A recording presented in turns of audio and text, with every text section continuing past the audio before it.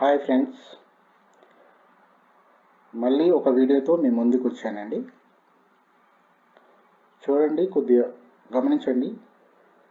ఈ స్టాక్లో వచ్చేసి నేను ఎంట్రీ ఆల్రెడీ తీసుకున్నానండి. 20 జూన్కు, ఈరోజు 25.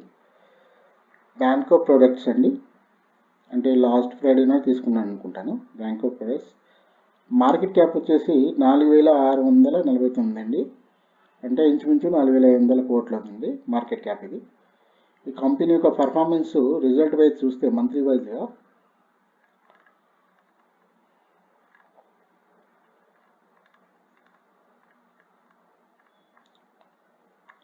చూడండి, 2013 నుంచి 2024 వరకు కంపెనీ అనేది almost year on year profits అని పెరుగుతూ వస్తున్నాయండి. ఇయర్ ఆన్ ఇయర్ చూడండి, 2013లో 61, 90, 88, 90, 97, 117, 69, 77. ఇది కరోనా పీరియడ్ అనుకుంటానండి. తర్వాత 114, 152, 236, 271 అండి. ఇది కంపెనీ ఇయర్ ఆన్ ఇయర్ వచ్చేసి మంచి రిజల్ట్ పోస్ట్ చేస్తుందండి.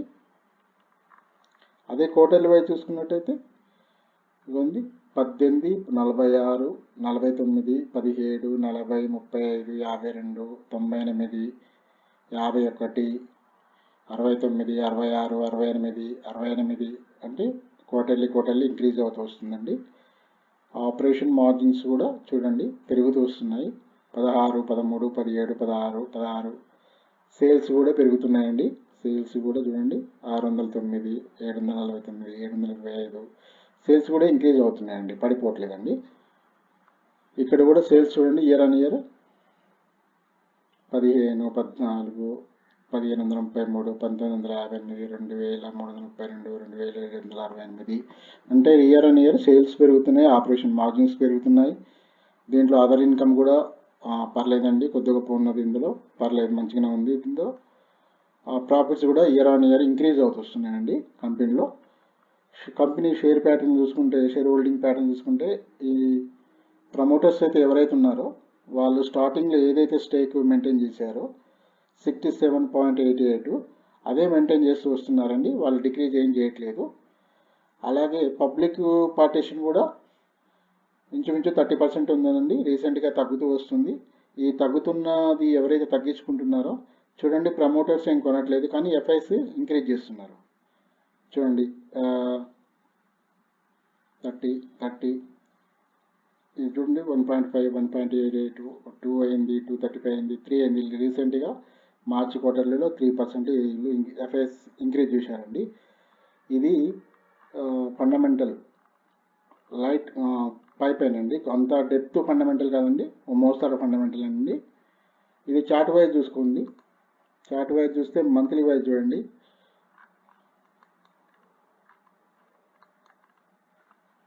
మంత్లీ వైజ్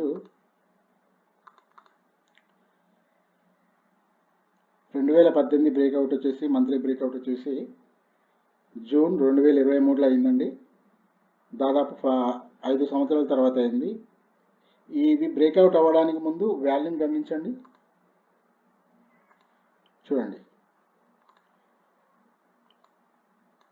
సారీ,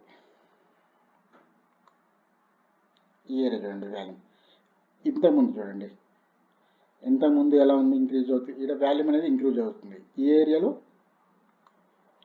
ఈ ఏరియాలో అవునండి.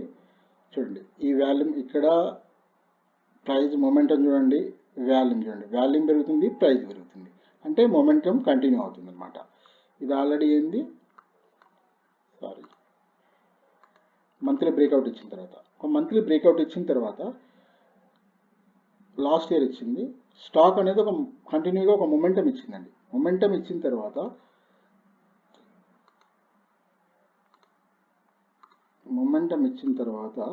ఒక హెల్తీ రిట్రేస్మెంట్ కూడా ఇచ్చిందండి. చూడండి, గత 4 నెలల నుంచి ఒకే రేంజ్లో, అంటే కన్సాలిడేషన్ అవుతుందండి ప్రైస్. ఇది మంత్లీలో అండి.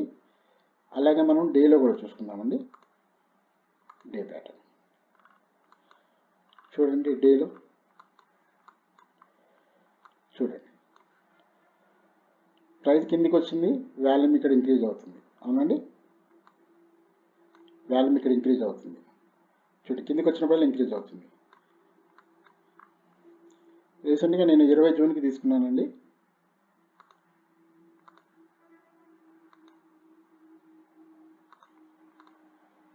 ఇదండి నేను తీసుకున్న క్యాండిల్ 20 జూన్ 2024. స్టాప్ లాస్ వచ్చేసి ఇదండి నా స్టాప్ లాస్.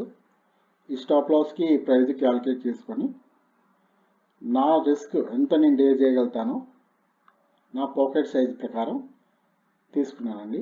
దీని టార్గెట్ వచ్చేసి ఇవి నా టార్గెట్స్ అండి.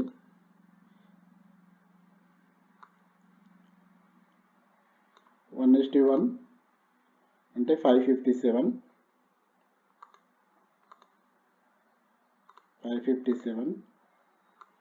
ప్లస్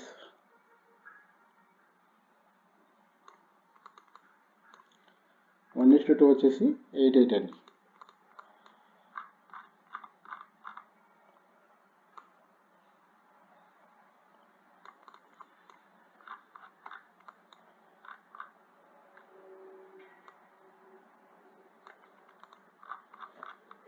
ఇదండి నా టార్గెట్ ప్రైస్. నేను ఇది ఎక్స్పెక్ట్ చేస్తున్నాను. మేబీ రాబోయే 15 డేస్లో మార్కెట్ అంతా ఓకే, బాగానే పర్లేదు, మంచిగా ఉంటే, మార్కెట్ కండిషన్ మంచిగా ఉంటే రాబోయే 15 నుంచి 30 రోజుల్లో ఈ టార్గెట్ వస్తుందని భావిస్తున్నానండి. ఇప్పుడు నేను తీసుకున్నది మీకు చూపిస్తాను చూడండి. 26/2024లో 80 క్వాంటిటీ తీసుకున్నానండి. 6.35 ఉందండి నా ప్రైస్ వచ్చేసి. ఇప్పుడు కొద్ది గొప్ప ప్రాఫిట్లో నడుస్తుందండి ఇప్పుడు. కాబట్టి మీరు చూడండి, నా వీడియోస్ కొన్నాళ్ళు చూడండి. ఫస్ట్ పేపర్ ట్రేడ్ చేయండి. ఈ వీడియో ఓన్లీ ఎడ్యుకేషన్ పర్పస్ కోసమేనండి. ఎవరిని ట్రేడ్ తీసుకొని ఫోర్స్ ఏం లేదండి, ఫోర్స్ చేయట్లేదు. ఓన్లీ ఎడ్యుకేషన్ పర్పస్లో చెప్తున్నాను. మీరు ట్రేడ్ తీసుకోవాలనుకుంటే మీరు ఫస్ట్ అనాలిసిస్ చేయండి. మీ ఫైనాన్షియల్ అడ్వైజ్తో కాంటాక్ట్ అయ్యి మీ తదుపరి నిర్ణయం మీదండి. నేను చెప్తున్నానండి, ఫస్ట్ నా అనాలిసిస్ కొన్నాళ్ళు చూడండి, పేపర్ ట్రేడ్ చేయండి. ఫస్ట్ పేపర్ ట్రేడ్ చేయండి. మీకు కాన్ఫిడెన్స్ వచ్చిన తర్వాత మీరు అనాలిసిస్ చేసి మీ ఫైనాన్షియల్ అడ్వైజర్ సలహా తీసుకొని అప్పుడు మాత్రమే ట్రేడ్ చేయండి. ముందు ఎలాంటి ట్రేడ్స్ చేసుకోకండి ప్లీజ్, దయచేసి. నా అనాలిసిస్ మీకు నచ్చితే వీలైతే లైక్ చేయండి, సబ్స్క్రైబ్ చేయండి, కామెంట్ చేయండి. Okay, bye brothers.